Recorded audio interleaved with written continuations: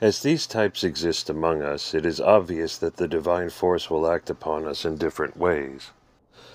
Its incidence, as it were, will be at different angles. We are directed by Christ's Church to make certain arrangements for the reception of that force, to provide a chalice and paten, an altar and a church building. Our bishops carry a crozier and wear a pectoral cross, both of which are physical centers for the radiation of the force.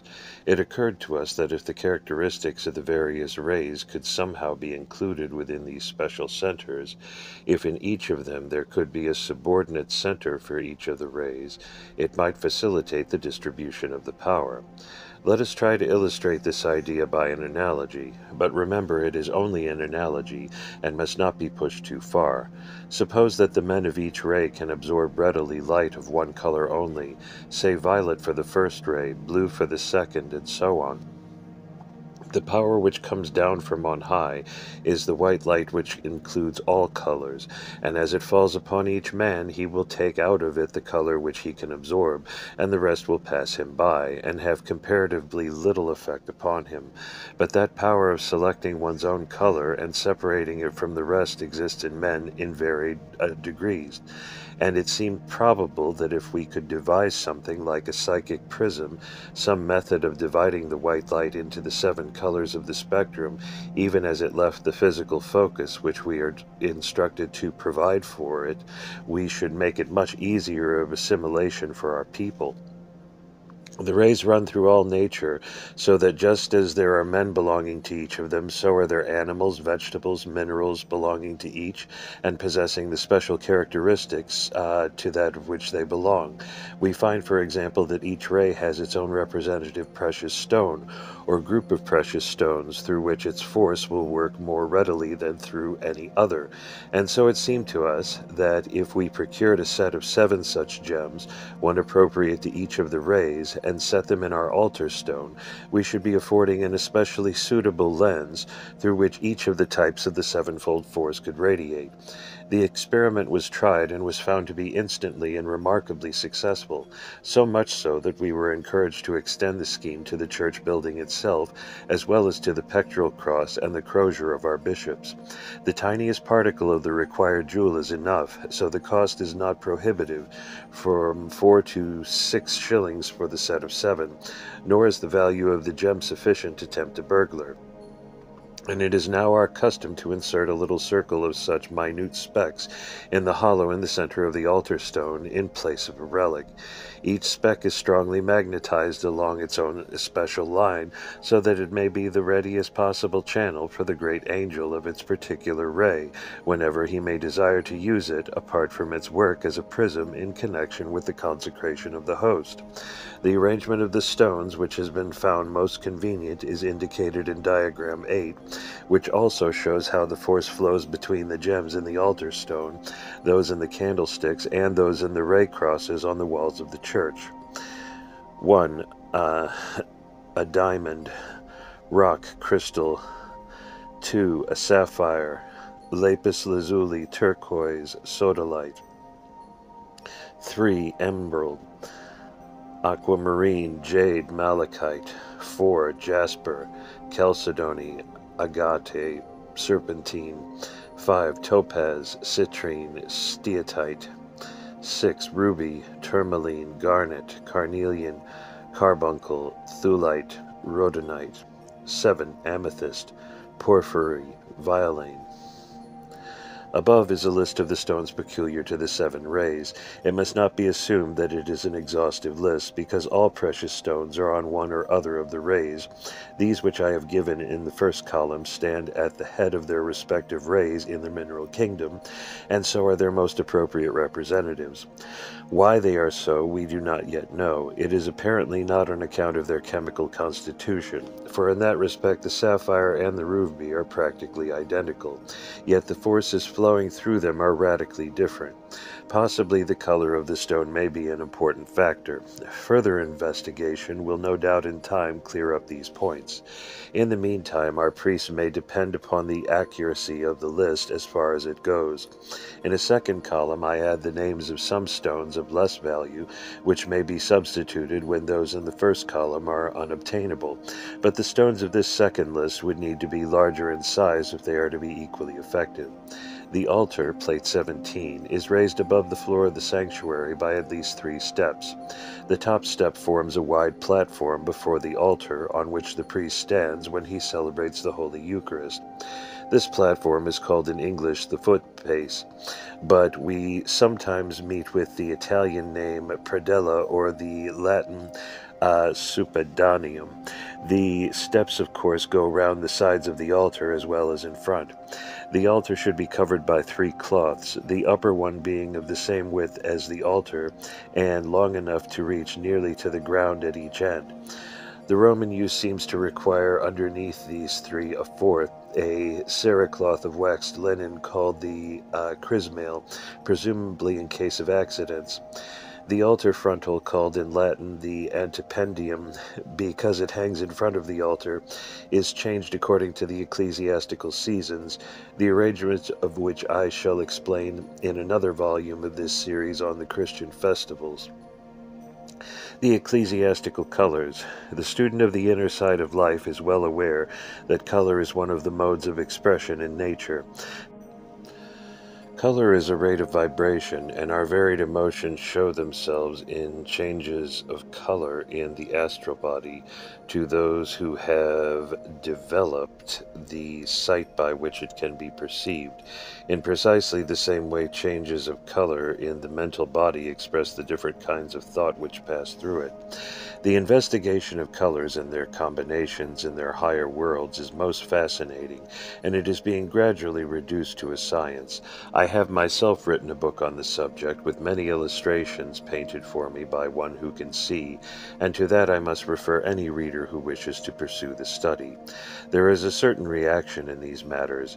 If an emotion produces a rate of vibration in the astral body which manifests as a color, that same color in some external object, sending out that same rate of vibration, will, when it impinges upon an astral body in a condition of comparative rest, tend to arouse the particles of that body and set them oscillating sympathetically, which means that a color tends to awaken in a man the emotion which it expresses.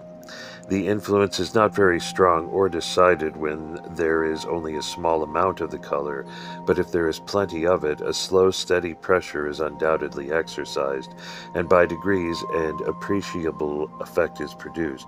In earlier times, when smaller meetings were held, the walls of the room or church were covered with hangings of the color of the day, so that the little band of the faithful came into a red hall, a green hall, a violet hall, when they gathered for the purpose of worship. The size of our churches at the present day precludes us from following the example of our predecessors, but the Church still orders that the altar frontal and the vestments of her priests shall be changed to correspond with the special type of force which is being radiated, and with the condition of mind which she is endeavoring to superinduce, and in doing this she is not only putting before us an interesting system of symbology, but also making a distinct scientific effort in pursuit of a definite aim. There is moreover another consideration. All the forces of help and blessing invoked during the services are poured out through the celebrant and his assistants, and their dress is especially arranged for the reception and distribution of those forces, as will presently be explained. The color of that dress is therefore a distinct color in the case, as it to some extent tinges with its vibration, the energy stored within it, and so while the hue of the priest's vesture could never prevent the flow of the divine force, it can make its passage a little easier if it is in harmony with the particular variety of that force, which is in action at the moment, and it can cause a little friction if it is unsuitable. As a general rule, dark and dull shades are of little use, and black, which is the absence of all color, puts serious obstacles in the way. Black is therefore never used by the liberal Catholic Church. Thus the Church's seasons are in themselves a kind of sacrament arranged for the welfare of the people, so that sometimes one side of their natures may be developed, and at other times another side, by that slow, steady influence of color playing upon them as long as they are within the walls of the sacred edifice. It is not claimed that its pressure can force a careless, frivolous, or prejudiced person into a certain state of mind, but only that if the person is sympathetic and disposed to make an effort in the right direction. This scheme provides easier surroundings for that effort. The Church cannot force any man's evolution. She can only offer him convenient surroundings for development, and it is then for him to take advantage of them.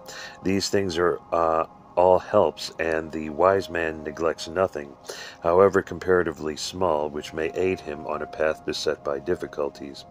4 colors are now used by the Church: white, red, violet, and green, with a 5th, rose, which is employed only twice a year by churches which have provided themselves with it. Each of these is the most suitable for a certain form of the outpouring.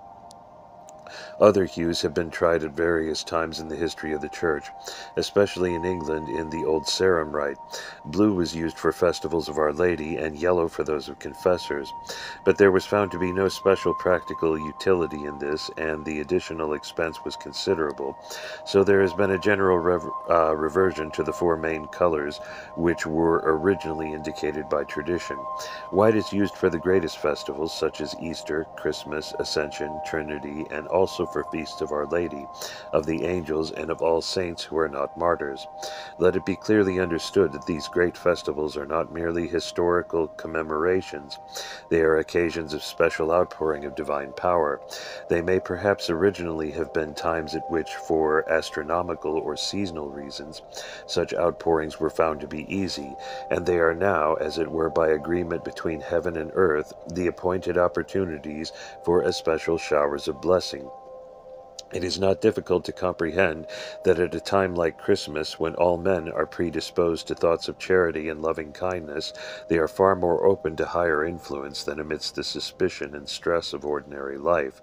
They are for the moment ready to receive grace from on high, and advantage is at once taken of their attitude, and the downpouring takes place.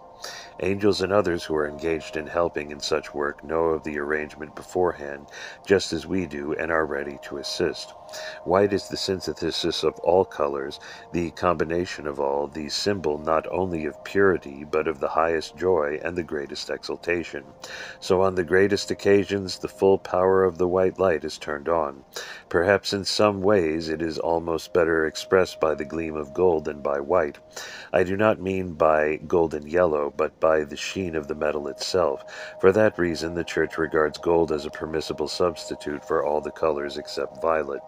The white light represents the full and perfect outpouring, but we are not capable of bearing or responding to the whole force of its vibration all the time. So in order to receive the full benefit of that, we must be prepared for it by the separate action of some of its constituents. The fact that the sunlight is split up into various colors is symbolical of the action of the divine love upon man. So we use those varied hues to stimulate different sides of our nature. Violet is the color employed to prepare us for the immediate reception of the white, for the vibrations of violet are intensely rapid, piercing, actinic, cleansing. It has been considered a penitential color. A better expression of the idea is that it promotes introspection, that it turns the forces in upon ourselves, and so acts best upon the inner man. It expresses and stimulates the highest spiritual aspiration, which is a mingling of the blue of devotion and the crimson of perfect love.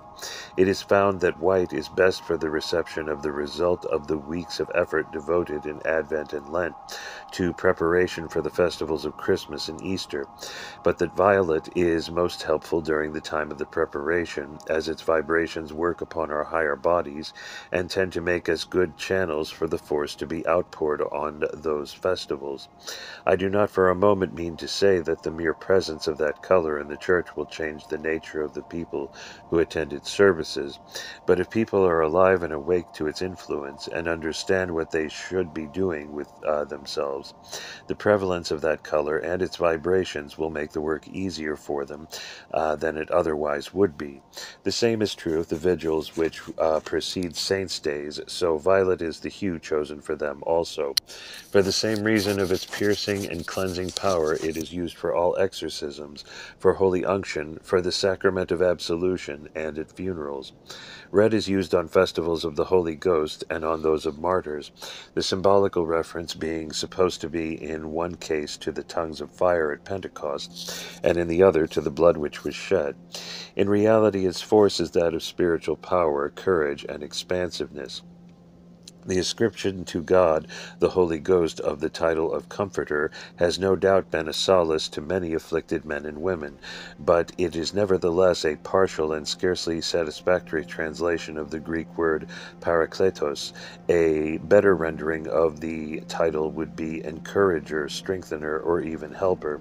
The ordinary translation suggests that the Holy Spirit comes into action only or principally in times of sorrow, whereas the truth is that his power is with us at every moment, an ever-present source of inspiration, a tower of strength, a fountain of life, a source of energy to whom we can never appeal in vain.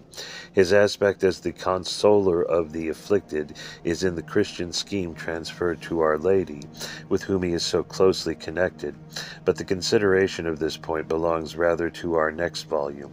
The red also typifies the fire of love, and the ecclesiastical color called amaranth red is probably a compromise between the pure crimson or rose of love and the scarlet lake of courage. It is a magnificent color, and its vibrations are always heartening and warming.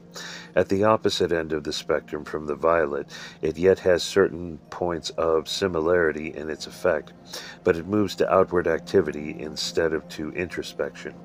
Green comes in the middle of the spectrum between the two, and it is the color of nature, of the grass and of the trees. It represents the intermediate condition, the balance of the forces, and its effect is in the direction of sympathy and loving kindness, the kindly interest which we should feel at all times to all people, the calm, peaceful, yet affectionate attitude. It is the color upon which we fall back when nothing else is going on, and it symbolizes for us the putting into practice of all that we have learned to use in daily life of the tremendous forces which we have accumulated during the festival periods. Rose, by ancient custom, supersedes violet on the third Sunday of Advent and the fourth Sunday of Lent, but many churches have not a separate outfit for those, so its use is left to the discretion of the priest in charge. It indicates the pure spiritual love, which should be at once the result and the central thought of our seasons of preparation. The retable. Along the back of the altar run one or two ledges or shelves, each about 6 inches high, called retables or gradines. Upon these stand the 6 large candlesticks, vases of flowers, and in the middle the box called the tabernacle, in which the host is reserved. The tabernacle frequently stands upon the altar itself, the retable being cut away in the middle to make room for it. Roman directions recommend that it should be a small iron safe, built into the wall of the church, or into the top of a stone altar. It must have in front a door opening outwards, or sometimes, perhaps more conveniently, a double door opening down the middle. There are instances of tabernacles with a curved front, the door sliding to one side. There should be a plain Latin cross of brass upon the outside of the door, which, however, is sometimes covered by a silk veil of the color of the day. The whole inside of the tabernacle should be gilt or lined with white silk. A large brass standing cross, not a crucifix, should be placed upon the top or just above the tabernacle, so that it can be clearly seen by the congregation. The ordinary form of the crucifix should always be avoided, as it is associated with much that is false and misleading. There is a rare form which represents the Christ as crowned and reigning triumphant from the cross, a symbolism which is much older and more defensible than the other. On the altar there should be vases of flowers, and on festivals branching candlesticks for the additional smaller candles. When there are 2 or more shelves at the back of the altar, 6 large candlesticks stand stand on the highest, and additional candles or vases of flowers on the lower. 2 smaller candles on a lower shelf may be used for low celebration. The sanctuary lamp, which must always be lit when the Blessed Sacrament is present, should hang from the roof of the church a little way in front of the middle of the altar, but well above the heads of the officiating clergy. The candles. It may be useful to say a few words as to the function of the candles, as it seems to be so frequently misunderstood. Each of the large candlesticks is specially consecrated and dedicated to the head of one of the rays. When an object is consecrated, it becomes a channel for higher forces. By consecration, we set up in it, down here upon the physical plane, certain definite vibrations which were not in it before. But just as every musical note has overtones, so has every physical vibration its overtones, its counterparts in various higher worlds. When describing the effect of the consecration of the host, we spoke of the wires which reach up to infinity from every physical object. We do not, in this case, displace those wires. Only the angel of the presence has the power to do that. But we do arouse within them a new set of vibrations, which make them capable of responding to higher forces in quite a new way, and so bringing them down to this lower world. Having established this link, we utilize it by process of combustion. When we bring any object into that condition, or make it glow, we at once stir up all its counterparts at different levels, and thereby make it a direct and easy line of communication. Remembering how strictly the idea of economy of force rules all manifestations of power from above, we see that to create any easy line of communication is to obtain a result. Therefore, when we light the candles of the rays, we lay as it were a telegraph wire to the feet of the leaders of those rays. We produce what is practically an extension of their consciousness to us down here.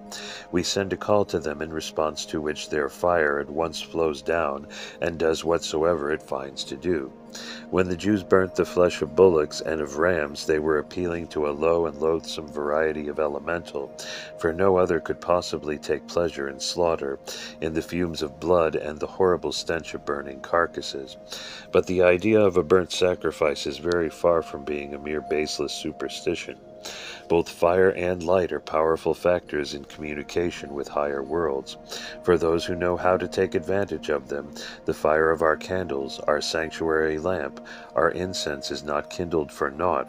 The forefathers who handed these traditions down to us had inherited them from students of the ancient mysteries who had a scientific basis for their actions. Our modern science has not yet touched these non-physical levels, but it is distinctly reaching out towards them, and wise men are learning to preserve an open mind about many things at which the ignorant have mocked. During the great 40 days between Easter and the Ascension Day, we burn a large additional candle called the Paschal Candle, to form a channel for some of the extra force which is then being radiated, and also to act as a reminder to the congregation of the special opportunity which is then offered to them. The small supplementary candles used on other festivals have the same general objects. All these facts are matters of knowledge and sight to those who have developed clairvoyance, but they need explanation to people who have as yet only physical vision. The Roman Church insists strongly that only candlesticks containing a preponderating percentage of beeswax should be used, at least for the larger candles. There is a quaint association of beeswax with the industry of the bee, and an idea of offering it is emblematic of our labor. It must be remembered, however, that these rules date from a period when beeswax and tallow were the only materials out of which candles could be made, and it is obvious that tallow would be utterly unsuitable. There seems no objection to paraffin, nor to candles made from palm or coconut oil. There is no limit to the number of additional candles that may be used to mark the greater festivals. Not less than 2 of the large candles must be lit at a low celebration, or according to the Roman use, 4 if a bishop be celebrating, and at benediction or exposition of the Blessed Sacrament there must always be at least 12 candles burning. But of course there may be many more. At pontifical high celebration by the ordinary, a seventh candle is lit and set behind the altar cross, so as to stand a little higher than the other six. It has even been attached to the cross itself. The chalice and paten. Of all the instruments of the sacraments, none is so important as the chalice and paten. Plate 18. These should be always of gold or silver, and if the latter metal is used, at least the upper surface of the paten and the inside of the chalice must be gilt. If poverty compels, the stem and foot of the chalice may be of inferior metal, but this is not recommended. They must be consecrated by a bishop, and when they need to be re-gilded, which should be done as soon as the gilding shows signs of wearing through, they should be sent afterwards to be reconsecrated before use. In ancient days, both chalices and patens were often elaborately wrought and heavily jeweled. They seem sometimes to have been much larger than any that are used now. I have read of a medieval paten weighing 30 pounds, and the celebrated Ardagh chalice holds 3 pints. It has 2 handles and is of much the same shape as the modern soup tureen. It is wonderfully ornamented with gold and rich enamel, and it is indeed a masterpiece of the ancient Irish goldsmith's art. Its date is uncertain, but is supposed to be between 800 and 900 AD. In the early church, we read of chalices of glass, crystal, and ivory, and even of wood and horn, but these latter were soon emphatically forbidden. Other vessels and cloths. In connection with the chalice, we must consider the corporal and the purifactor, plate 18. These are both rectangles of linen, the finest and whitest that can be obtained. The corporal, so called because upon it rests the corpus, or sacred body, is spread upon the altar above the consecrated stone, and the host and the chalice are placed upon it during this celebration. After the service is over, it is folded and placed in the burse. Plate 18. The purificator is used for wiping and drying the chalice, the paten, and the priest's lips and fingers after the ablutions. The pall, plate 18, is a small square of stiffened linen ornamented with a cross, which is laid upon the chalice as a cover. The burse is really nothing but a square pocket or envelope in which to keep the corporal. It is usually stiffened with cardboard, like the pall, and has a cross worked in gold in the middle of one of its sides. The chalice veil, plate 18, is a piece of material large enough to cover the chalice and droop down to the altar on every side of it. It also bears a gold cross near one of its edges, so that it can easily be arranged to be in the middle facing the congregation when the veil is draped over the chalice. Both burse and veil are usually made of the same material as the set of vestments to which they belong, and are ornamented to match the rest. Before the celebration begins, the arrangements, plate 18, are as follows. The corporal is first spread upon the altar so that its center is above the center of the altar stone. Upon it stands the empty chalice over which the purificator is hung. The paten rests on the purificator with the large priest's wafer upon it. Above this is laid the pall, and then the chalice veil is hung over it so as to touch the altar on every side of it, completely hiding the chalice, and with its cross turned towards the people. Standing apart on the gospel side of the altar, or leaning against a flower vase, also with its cross turned towards the people, is the empty burse. After the ablutions, the same arrangement is restored, except that, of course, there is then no wafer upon the paten and the burse containing the folded corporal, and with its cross uppermost rests upon the veil. It should be remembered that the host may rest upon only upon gold or upon white linen. It must not be allowed to touch silk or cotton or any other substance. The ciborium, plate 18, is in reality a covered chalice, and the rule for it is the same as for the chalice. It must be either of gold or of silver, and in the latter case the bowl must be gilt inside. The cover is usually surmounted by a handle in the shape of a cross. It is used to contain the wafers for the congregation, and it stands open upon the altar beside the chalice while the wafers are awaiting consecration. The hosts are afterwards distributed to the clergy and people from it, and it may be placed within the tabernacle to contain those which are reserved. In this case its cover is placed carefully upon it, and it should also be covered with a veil of white silk. In large churches, where several priests assist in the distribution to the congregation, there may be a corresponding number of ciboria. If a low celebration, the number of communicants is small, the host for them may be consecrated upon the same paten as the priest's host, and may be distributed from it. But great care must be taken to avoid accidents, as the modern paten is a small circular plate of gold, or silver gilt, often with no rim of any sort, and only very slightly hollowed, so that the greatest vigilance is required to prevent the host from slipping off when it is moved on the altar, or carried about from place to place. It is convenient that a church should possess a pyx, a small box, generally of silver, but of course gilt inside, in which a host can be kept for benediction, or carried to the sick. In ancient days the pyx was often much larger than it is now, and very richly ornamented.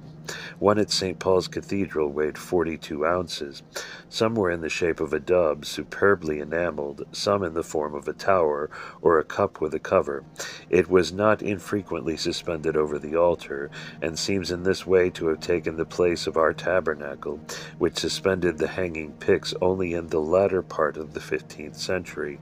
When heavy altar canopies passed out of fashion, it was more difficult to suspend the pyx, and so arose the custom of keeping it in a niche in the reredos, which must then have a door which could be locked, and so soon developed into a tabernacle. The cup-shaped pyx then came to have a foot for the sake of convenience, and so was the ancestor of our ciborium. The monstrance, plate 19, in which the host is placed for the service of solemn benediction, and then carried in procession, is really a transparent pyx. The ancient monstrances were made in many different shapes, images of all sorts, crosses, angels, bearing a crystal pyx surmounted by a cross, a large tube of crystal filled in a metal foot, figures of our Lord with a crystal door in the breast behind which the sacred host was inserted. Many and strange were the forms they took, yet they were nearly always artistic and often of immense value. The type which is now almost invariably used was adopted in the 17th century. It is that of a radiating sun of gold or silver with a crystal pyx in the center, inside which the host is held in an upright position by a crescent-shaped clip made of gold or silver gilt, which is called the lunette. It is imperative that the host shall not touch the glass. Chapter 8. The Vestments. There have been two schools of thought with regard to the origin of ecclesiastical vestments. For a long time it was supposed that they were modeled directly upon those of the Jewish priesthood, for such minute instructions are given in the alleged law of Moses. Later and more critical research seems to show conclusively that they were evolved by a natural process from the ordinary costume of a Roman citizen of the 1st century of our era, though various changes in their texture, outline, and number are said to have been introduced to assimilate as far as possible the Jewish and Christian systems. Priests at first wore the civil dress, taking care only that it was specially clean and of the best quality obtainable. But when, about the 6th century, the fashion of that civil dress began to alter, the Church found the change less suitable to the dignity of the divine offices and to the work which she had to do, so she retained the older forms, gradually modifying them as the centuries rolled on. I have no doubt that in such modifications she has received a certain amount of guidance from higher powers behind, not in every detail, obviously, but sufficiently to produce a set of seemly and appropriate vestments which can be readily utilized for the inflow and outflow of the forces with which our services are concerned. The great ones always avoid dominating the thought of man, but are ready to give counsel if consulted, and gently to influence in the right direction those who are willing to lay themselves open to such guidance. If we are to profit by the result of clairvoyant examination into the value and efficacy of the vestments, we must first understand that they ought to satisfy two distinct sets of requirements. They have two parts to play. They must commend themselves on the whole to the aesthetic sense of the people, or at least they must not outrage it in any way, and they must offer no hindrance to the forces which are to flow through them. The best type of the vestments used by the Church at the present day fulfill very fairly the first of these conditions. They are dignified and stately, beautiful in color and ornament, and they have behind them the deep interest of long historical continuity. When we consider them from the second point of view, however, we find that some of the various types are more useful than others, and it is that side of the question that I shall now try to explain.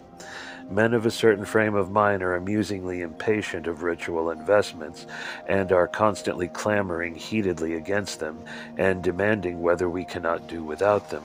Certainly we can. The great sacrifice of the Holy Eucharist can be offered, the power can be called down, the blessing can be poured out without any of these things, but it can be done much more easily and smoothly with them.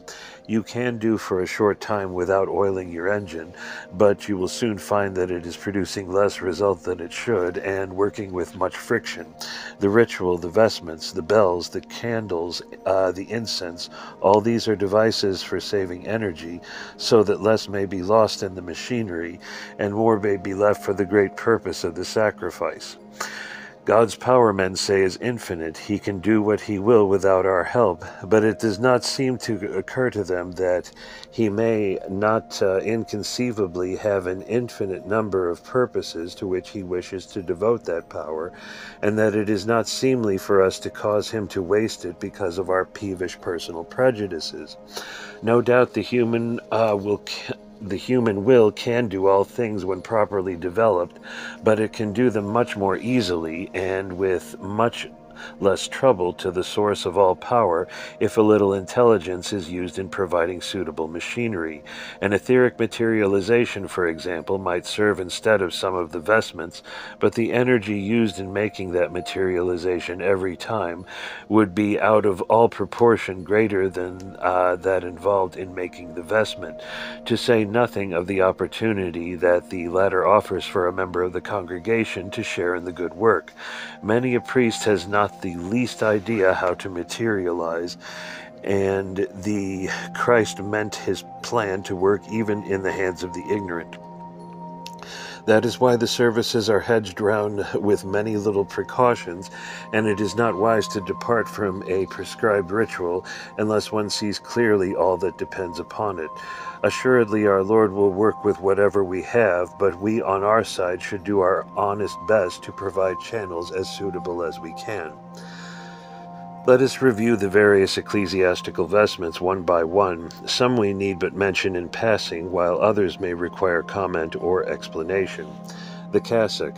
The cassock, plate 20, is simply the long outer coat or gown with a single upright collar, which was part of the ordinary dress of the 11th and 12th centuries.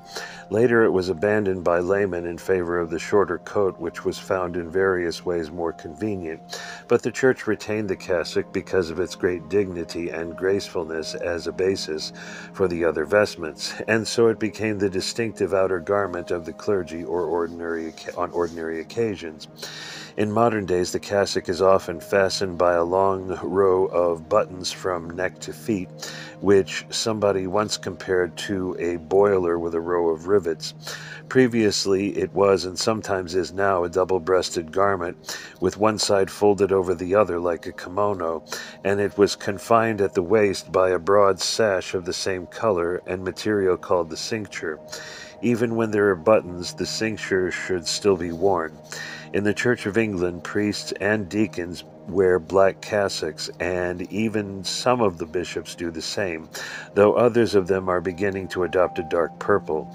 In the Roman Church, priests and the lower clergy wear black, the bishops a lovely rose purple, cardinals red, and the pope white. Acolytes and choristers in both churches wear various colors: red, blue, purple, and black. Russet brown cassocks seem to have been used not infrequently in the Middle Ages, but are hardly even seen now, though I think they are still permitted by the English canons. I remember that the Reverend Stephen Hawker of Morwenstow always wore one. In the liberal Catholic Church, we have the strongest objection to that negation of color called black, and never use it under any circumstances.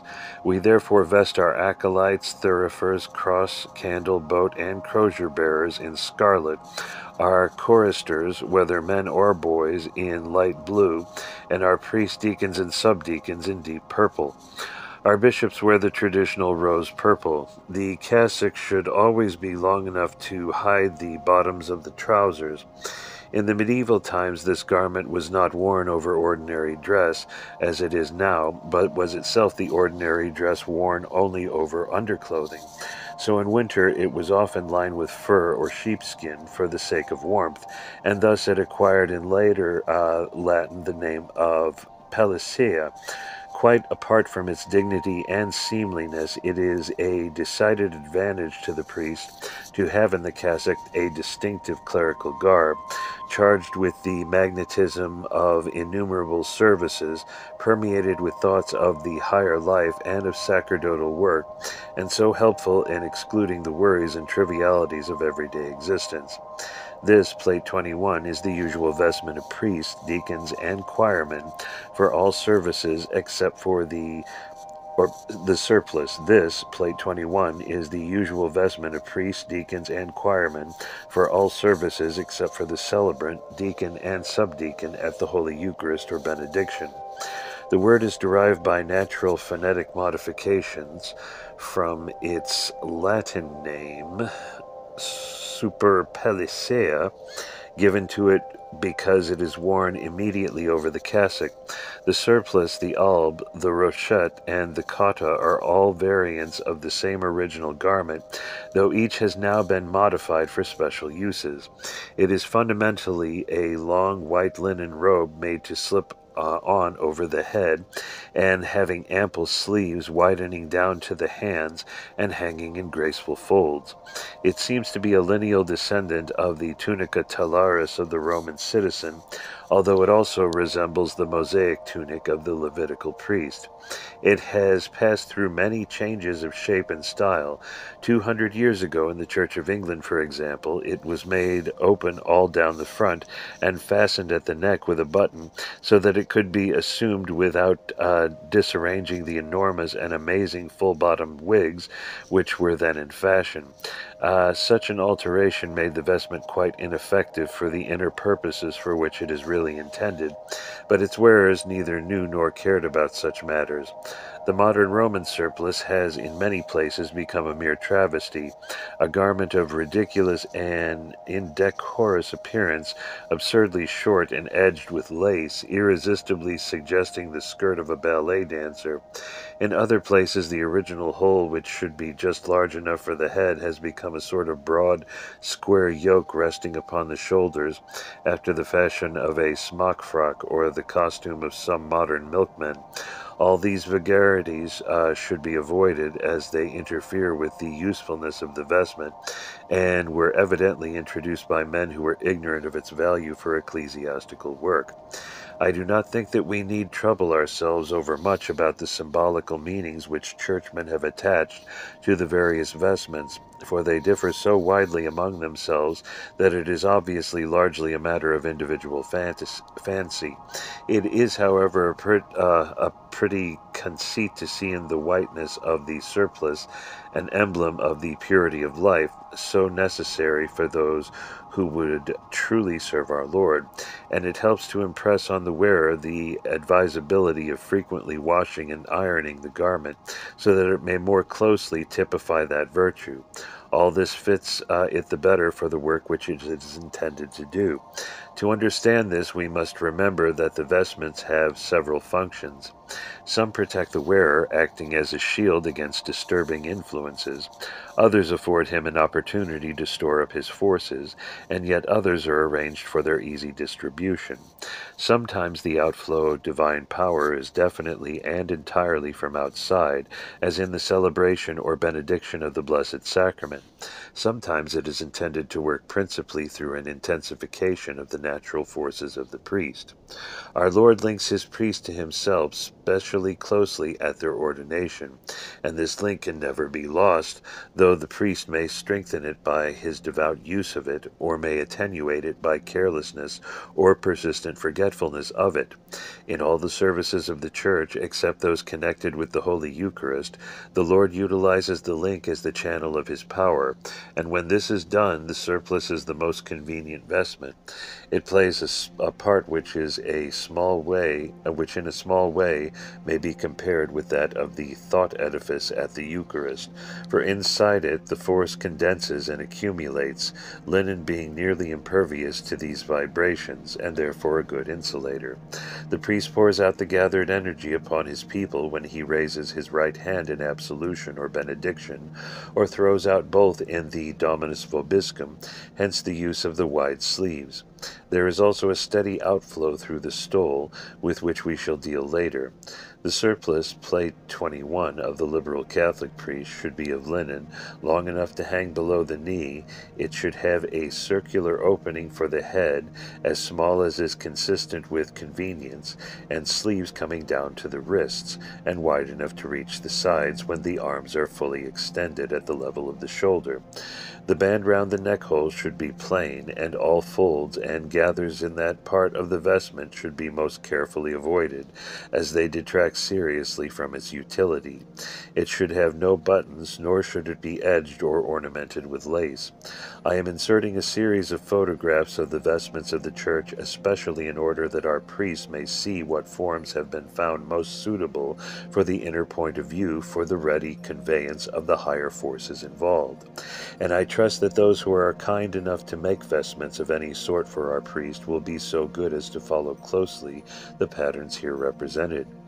The distribution of the forces is the object of the wearing of this special garb, and its fitness for that purpose must never be sacrificed to the private preferences of the maker or wearer.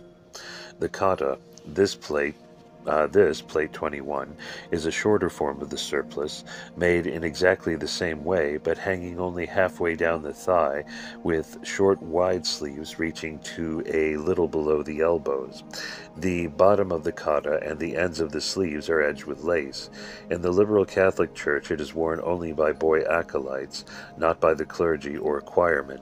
Its inner use is to protect all the more important organs of the body from unpleasant outside influences, such as may readily fall upon those whose duties require them to move along or near a mixed congregation. The stole. The stole, plate 21, is a narrow strip of silk or of embroidered work which, like a ribbon, usually 3 or 4 inches in width in the middle, 6 or 7 inches in width at the ends, and 8 feet long. It is generally edged on both sides with gold cord or braid, and has a deep gold fringe at each end. In the Middle Ages, this fringe was often made of strings of pearls or other jewels, interspersed with tiny golden bells, but that is not the custom at the present day. The stole may be comparatively plain or very richly ornamented, but it always bears 3 gold crosses, and at each end, and one much smaller in the middle. This smaller cross is kissed by the priest before he puts the stole over his head. It rests at the back of the neck, while the ends of the stole hang down in front to about the knees of the wearer. These ends often widen out slightly to allow room for larger crosses. About the 18th century, this enlargement became grossly exaggerated, and we find the ends spreading out into ugly spade-like shapes, while at the same time the stole was much shortened so that it scarcely reached the wearer's waist. But fashion is now happily returning to the older, more graceful, and far more effective form. The low, narrow shape inevitably suggests the adornment of the stole with figures of saints and angels standing one above the other in panels, and accordingly we find hundreds of examples of such decoration, some of them most exquisite specimens of medieval work. The stole is often one of a set of vestments made to match. A Eucharistic set can consist of the chasuble, stole, maniple, chalice veil, and burse, and with them should go a cope for the procession, and the dalmatic and tunicle for the deacon and subdeacon. It is not in the least necessary to have a set which matches in this way, and it more often happens that one member of the congregation will present a chasuble, another a cope, another a stole and maniple, and so on, all of different patterns. One must have the vestments, though they need not match, but when a set happens to be possible, it has a pleasing effect. The whole set is then made of the same material, but these materials vary greatly. Some sort of tapestry, heavily embroidered with gold, silver, and silks of many colors, is perhaps most favored, but silk brocade is much used, and also plain watered silk, satin, or velvet. The color of the groundwork of the material differs according to the season of the church's year, and may be either white, red, violet, green, or rose, so that to be fully equipped, a church needs at least 4 sets of vestments, if the rose, which is used only twice in the year, be omitted. The white set should be the first obtained, as in the case of very poor churches, that is accepted as a substitute for all the others.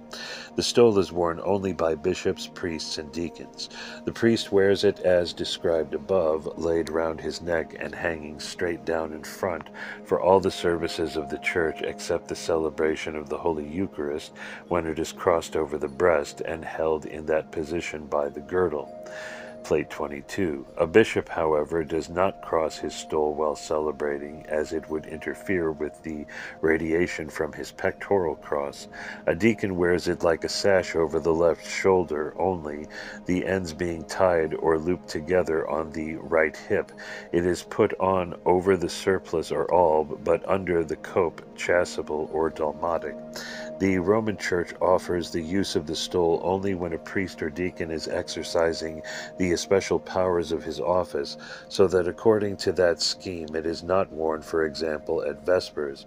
The liberal Catholic Church has decided to follow in that matter the custom which has grown up in the Church of England, under which a priest or deacon always wears his stole during any service, as a mark of the degree which he has attained. The Anglican black stole is, however, probably a survival of the medieval tippet, and not really a stole at all. The symbolical meanings assigned to this vestment are rather more inconsistent than usual. It is commonly said to typify the easy yoke of Christ, but it has also been interpreted to signify innocence, the holy incarnation, the endurance of present hardships, the purity of good works, the subjugation of the tongue, the earthly origin and heavenly goal of the human body, and the necessity of justice and mercy in addition to temperance and abstention from evil. The force which accumulates round the priest under the stimulus of the service is, as I have said, condensed and compressed within the surplice. Obviously there is a considerable outrush through the neck hole, but the gold cross on the stole attracts that outrush as a lightning rod attracts electricity. And so instead of shooting upwards again and dissipating itself wastefully, this surplus rushes down the stole, is concentrated into a vortex on each side by the gold crosses on the ends, and sprays out upon the congregation through the gold fringes at the bottom. Diagram 13. A drawing is appended, diagram 14, of the kind of cross which has been found most satisfactory for concentrating the force so that it shall pour forth evenly and steadily. Gold is the best conductor of these higher forces. Some of them, not all, will work almost as well through silver or silk, but gold is a satisfactory medium for all of them. The best material available should be obtained. Much of what is sold as gold braid is mere tinsel, and though that will usually serve as a conductor, it is less satisfactory than the real thing. Once more, let me emphasize that I am not for a moment maintaining that vestments are necessary for devotion.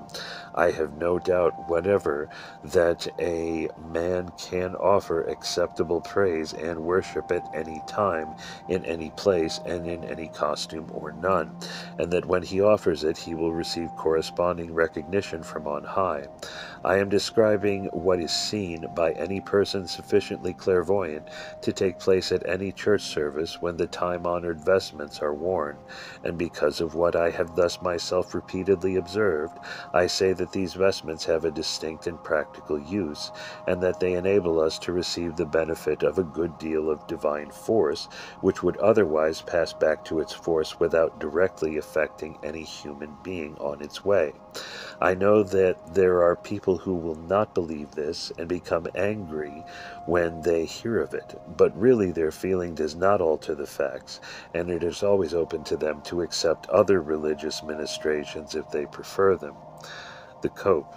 The garment from which the cope, plate 25, originated, evolved, was a heavy outer cloak worn as a protection against rain, as we may see from its Latin name, pluviale.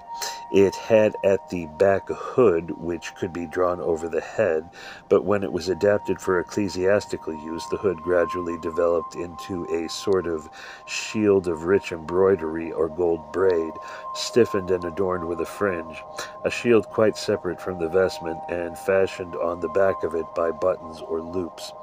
The cope, when laid out flat upon the ground, is semicircular in shape, and when thrown over the shoulders it is seen as a long mantle reaching almost to the ground, showing an open strip in front where it is fastened across the breast with a clasp called the morse.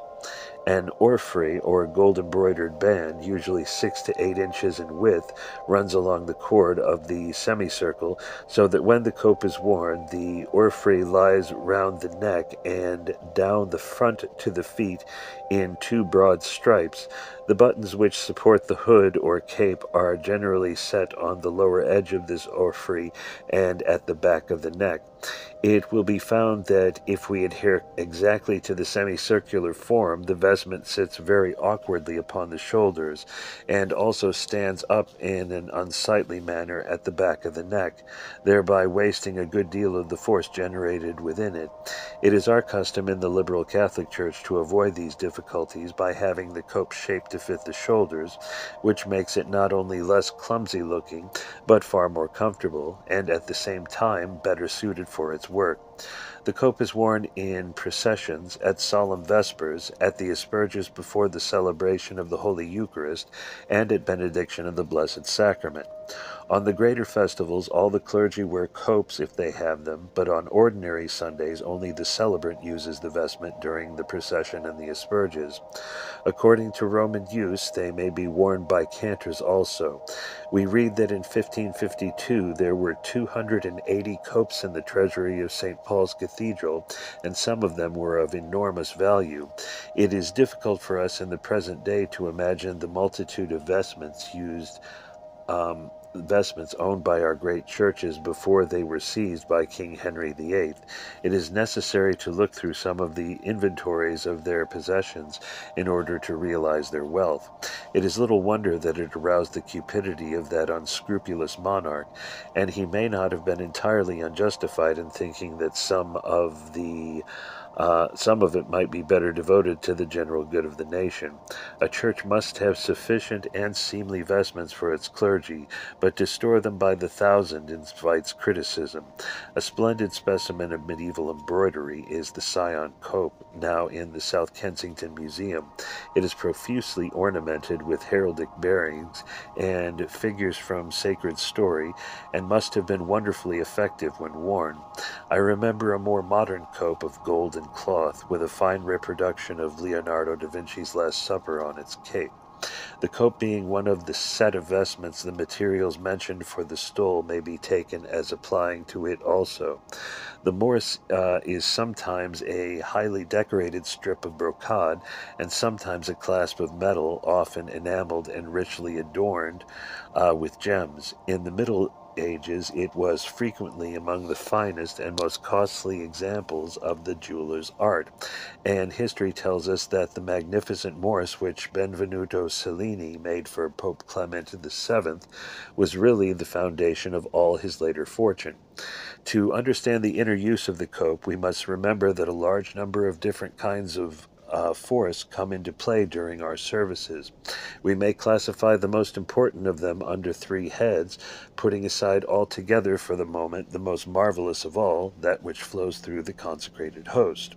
1. Those to which I have already referred, which are sent through the special connection of the Christ with his priest, or from the reservoir of spiritual force, these flowing out in through the higher principles of the priest and being transmuted or materialized within his very body, accumulate inside the surplus alb or rochette.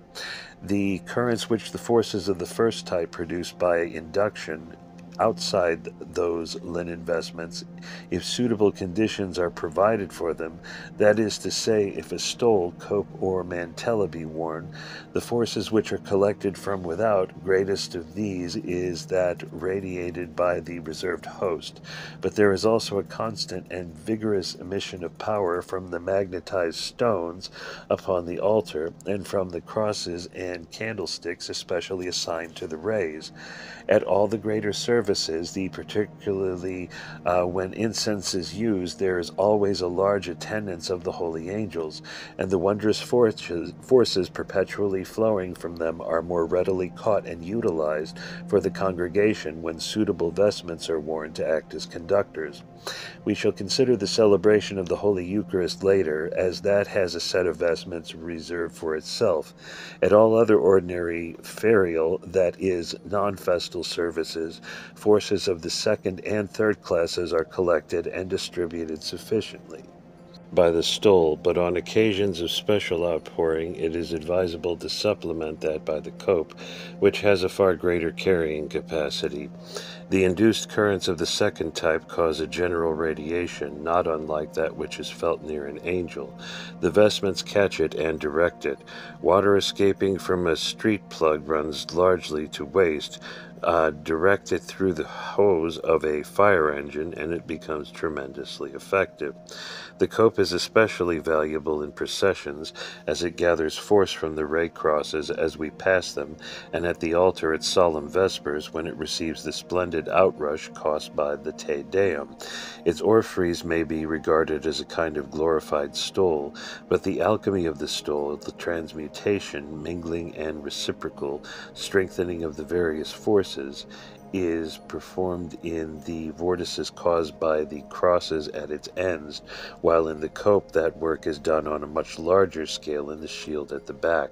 At solemn vespers, for example, that shield is a sun-like center of dazzling light to the clairvoyant eye when the priest stands before the altar at the Te Deum, but when he turns to bless the people, the vortex, as it were, reverses itself so that the shield becomes at once a powerful absorber, and the force rushes along the orphreys and pours out upon the congregation from the lower ends, rising as it sprays out, as is its natural tendency. Diagram 15. The alb. We come now to the special Eucharistic vestment, of which the first is the alb, plate 22. It has the same ancestry as the surplice, but it has been evolved somewhat differently in order to adapt it to the special place assigned to it. In its present form, it is a white linen vestment with close-fitting sleeves, reaching to within a few inches of the bottom of the cassock, and bound round the waist with a girdle, plate 22. In the Roman churches, it's often quite a full garment with many pleats and folds. Indeed, we find St. Charles Borromeo prescribing a a circumference of 7 yards for the bottom of an alb. It is also sometimes fastened at the neck by a button or by strings. Oblong patches of rich brocade called apparels are frequently sewn to the lower part of the alb, both before and behind, but sometimes holes of similar size and shape are cut in the alb and fitted with delicate lace so that the color of the cassock shows through. In early days, circular plaques or discs of gold were fastened to the alb in the place occupied by the modern apparels, but this plan has been abandoned. We have adopted for the liberal Catholic Church the type of alb which we have found by experiment to be most useful from the inner point of view. It is entirely without buttons or strings and has a neckhole precisely like that of the surplice, as small as is consistent with convenience, with a plain flat neckband and no tucks, pleats, or flounces whatever. This last proviso is especially important, as every such fold causes a break in the evenness of the flow of the force, and so gives additional trouble. The alb fits rather loosely over the cassock, has ordinary coat-like sleeves with deep lace edging, and large apertures containing apparels of lace, such as were previously described, both before and behind, a few inches above them, above the hem. It hangs nearly to the feet, but should show a few inches of the cassock. A girdle is worn round the waist, but the alb should not be drawn up through it so as to overhang, as is sometimes done in other branches of the church. The girdle simply holds the alb close to the cassock. It does not shorten it or create it appreciably. The use of the alb is in some ways similar to that of the surplice, and in others quite distinct. The white linen acts as a strong shield, a sort of armor for the priest, and isolates him so as almost entirely to prevent any interference by unpleasant outside influences. The sleeves are not made wide because the garment is not worn on occasions when the priest's interior wears the principal factor. At the celebration, power generally rushes down the arms of the priest as before, but up them from the sacred elements with which he is dealing, and sweeping with it the priest's own private forces, it passes out into the amice and stole.